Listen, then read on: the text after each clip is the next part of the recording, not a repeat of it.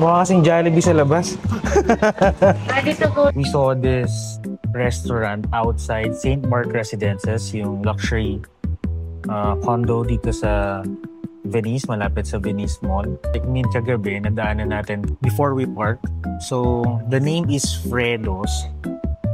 Parang nakita ko na kasi siyang pinost sa What's Your Ulam Pare. So, basically para siyang Jollibee. Pero, this time, mga lutong bahay, mga Pinoy ulam. So, bumaba tayo sa lobby. I'm just waiting for the key card. Tapos, punta tayo sa Fredos. Kasi, gusto namin matikman yung food nila. And gusto ko rin kasi malaman na kung masarap ba. Lutong bahay, pero yung design niya is parang fast food. Parang gano'n, lutong bahay na fast food yung design. Which is talagang mukhang Jollibee yung loob. Okay, so puntahan natin. So yeah, konting lakad lang papunta ng Fredos. Let's go. Yun yung Fredos dun sa dulo. So lakad tayo here.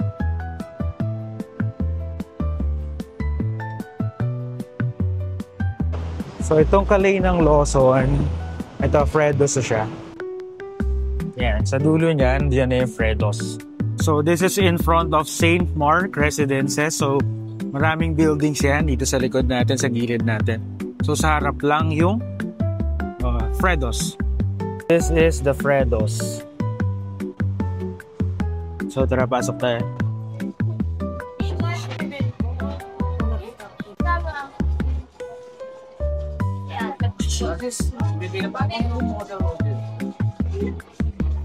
Kulayo.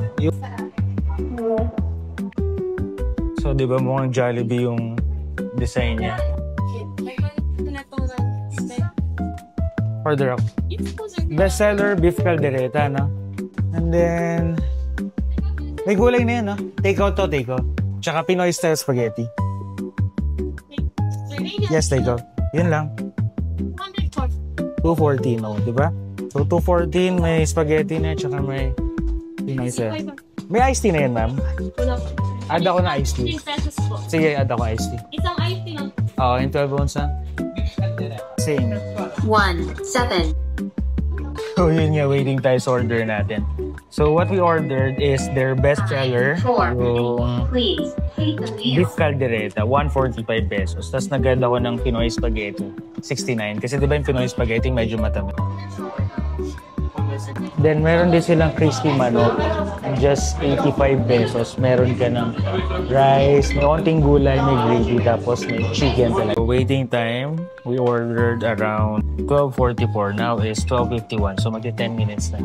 Then sa taas na natin kakainin, no? So doon na sa unit. This is just for takeout kasi para matikman ni wife. Please take the meal. Alright, 1801. Tayo na yan.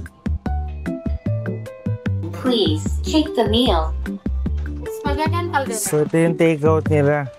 Mukha kasing Jollibee sa labas. Ready to go na po. Ready to go na.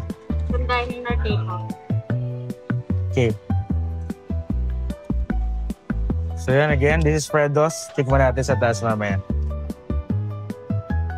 So yun, no, tinake-out na natin. Kasi ito na yung lunch ni wife. And then magte-taste test na lang ay si wife kasi mamaya pa akong dinner pwede kumain. Okay na tayo sa unit. Okay, so we're here na. Let's check our order. So of course, meron silang spoon and fork na binibigay. And then sabi ni ma'am kanina, this is ready to go na kahit naka-dine-in ka. Ganito na talaga yung lagay nila. Look at that. Fredos Pinoy meals. Sobrang cute, no? At may Jollibee. May Pinoy spag. So open natin. Wow, tingnan mo ma. So working pa si Mrs. eh. Fredos Pinoy Meal Spaghetti.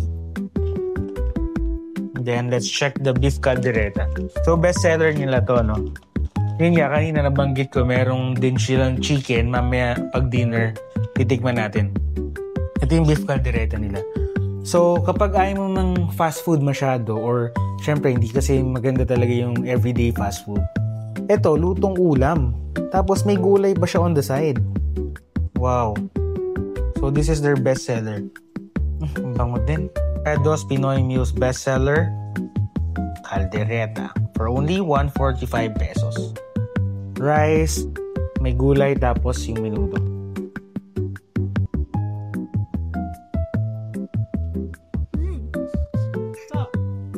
So, diniran tayo ni wife for spaghetti ng Alfredo's. Here. Tikman natin.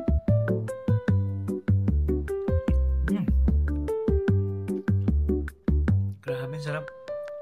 Naalala ko tuloy yung mga spaghetti noodles sa bahay namin.